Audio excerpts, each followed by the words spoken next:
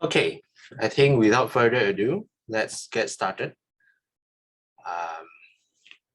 So I will start to read first and then we will discuss at a certain point. The Noble Eightfold Path, The Way to the End of Suffering by Bhikkhu Bodhi, 1999. The contents are, these are the table of contents. So we will cover firstly the introduction, the way to the end of suffering, and then the components of it, right view, all the way to right concentration, and finally culminated in wisdom. And this is the closing, and these are all the supporting materials. So I will start with the preface. The essence of the Buddha's teaching can be summed up in two principles. The Four Noble Truths and the Noble Eightfold Path. Exactly like what Saikyang mentioned. So the first covers the side of the doctrine, and the primary response it elicits is understanding.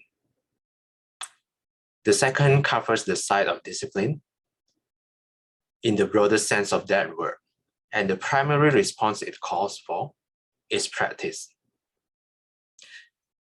In the structure of the teaching, these two principles lock together into an indivisible unity called the Dhamma Vinaya, the doctrine and discipline, or in brief, the Dhamma. The internal unity of the Dhamma is guaranteed by the fact that the last of the Four Noble Truths, the truth of the way, is the Noble Eightfold Path. While the first factor of the Noble Eightfold Path, right view, is the understanding of the Four Noble Truths. Thus, the two principles penetrate and including one another. The formula of the Four Noble Truths containing the Eightfold Path and the Noble Eightfold Path containing the Four Truths. Yeah. So this is the first paragraph, which basically just says, introduce about the two core teachings of the Buddhism and how it can integrate, illuminate, include each other. Yeah. So any question for this one? Any comments? Marcel, before you start, maybe just to check, do everybody know what is the Four Noble Truths? To check with everyone here. Yes, but the thing is, this one will be covered later. Okay. Yeah, in the next insight. Yeah. Okay. But thanks for the comment. Yeah. But the Four Noble Truths, let's see if I can recall it. In summary, in short, the first one talks about suffering. The second one, it talks about the origin of suffering. And the third one is the cessation of suffering. And the last one is the way to the cessation of suffering, which is just what we are reading right now. Yeah. So thanks for the comment. How about others? So if not, I will continue. And I think for second paragraph, anyone would like to help? If not, then I will point someone. Okay. So I can read. Okay, Ginny. Okay. Given this integral unity, it will be pointless to pose the question which of the two aspects of the Dhamma has greater value, the doctrine or the path. But if we did raise the pointless by asking that question, the answer would have to be the path. The path claims primacy because it is precisely this that brings the teaching to life. The path translates the Dhamma from a collection of abstract formulas into a continually unfolding disclosure of truth. It gives an outlet from the problem of suffering with which the teaching starts, and it makes the teaching's goal liberation from suffering accessible to us in our own experience, where alone it takes an authentic meaning. Okay, thanks, Jeannie. Yes. So, any comment on this?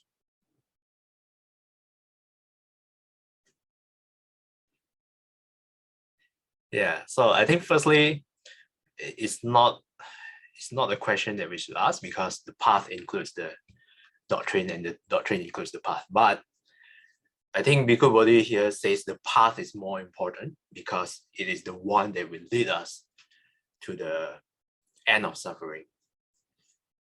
And let's explore the other extreme. Let's say if we are only studying the Four Noble Truths, just everyday studying, but never applies it in our daily life, how can we ever improve? So I think what he meant here is that the practice is far more important than just a mere intellectual knowledge. Yeah. So that's how I interpret this paragraph. Any comment on this one? If not, we will move on to the next one, because I saw Saikyang raise her hand just now. So we can let her read the next paragraph. Thank you, Master. Where? This one, the third one. To follow the Noble Eightfold Path is a matter of practice rather than intellectual knowledge. That is what Marcel said, right? But to apply the path correctly, it has to be properly understood. In fact, right understanding of the path is itself a part of the practice. It is a facet of right view, the first path factor, the forerunner, and guide for the rest of the path. Thus, though initial enthusiasm might suggest that the task of intellectual comprehension may be shelved as a bothersome distraction, mature consideration reveals it to be quite essential to ultimate success in the practice. Thanks, Saikyang. Thank you. So this paragraph the first one highlights what I mentioned, but it's more of a matter of practice than intellectual knowledge. But at the last part, don't dismiss that intellectual comprehension is not important.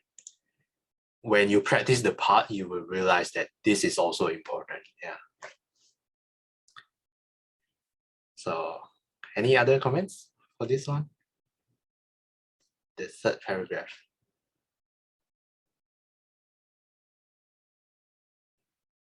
So if not, I will move on to the next one.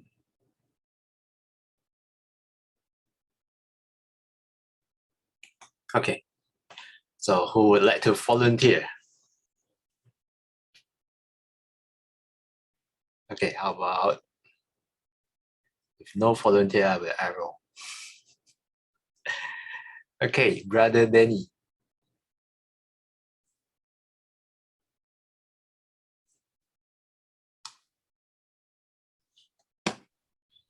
English still okay. Chinese, if I read, I'll take forever. The present book aims at contributing towards a proper understanding of the Noble Eightfold Path by investigating its 8 factors and their components to determine exactly what they involve. I've attempted to be concise, using as the framework for exposition the Buddha's own words in explanation of the path factors, as found in the Sutta Pitaka of the Pali Canon. To assist the reader with limited access to primary sources, even in translation, I've tried to confine my selection of quotations as much as possible, but not completely, to those found in Venerable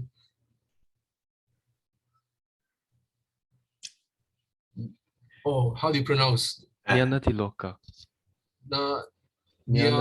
Nyanatiloka's classic anthology, The Word of the Buddha, In some cases, passages taken from that work have been slightly modified to accord with my own preferred renderings. For further amplification of meaning, I have sometimes drawn upon the commentaries, especially in my account of concentration and wisdom, chapter 7 and 8. I have relied heavily on the Visuddhimagga, the path of purification, a vast encyclopedic work which systematizes the practice of the path in a detailed and comprehensive manner. Limitations of space prevent an exhaustive treatment of each factor. To compensate for this deficiency, I have included a list of recommended readings at the end, which the reader may consult for more detailed explanations of individual path factors. For full commitment to the practice of the path, however, especially in its advanced stages of concentration and insight, it will be extremely helpful to have contact with a properly qualified teacher, Bhikkhu Bodhi. Sadhu, sadhu, sadhu. Yeah, so this is what we are lacking right now. Properly qualified teacher. So you have to bear with me for now, but I'm not a teacher. So any comment on this one? Okay, this basically just explain like how the contents came by and how he structured the contents. Yeah. And if not, I think it's good to end at 8 as usual. And we finished the preface. Yeah. So next time we can continue with the content. Yeah. So I think I will just stop here. So if nothing else, then I will just do the dedication and then we can pay respect to the Buddha. You all can recite together with me. Yeah. 愿消三障诸烦恼，愿得智慧真明了，普愿罪障悉消除，实是常行菩萨道。阿弥陀佛。So thanks for joining us, Dhamma brothers and sisters. And have a non-suffering day ahead. Thank you, Thank you, Brother Marcel. everybody. Yeah. Thank you, Brother Marcel. Thank you, Brother Marcel. Thank you, everybody. Everybody take care. Stay You too. safe. You too. Bye-bye. Bye, everyone. Bye. Thank you, Marcel.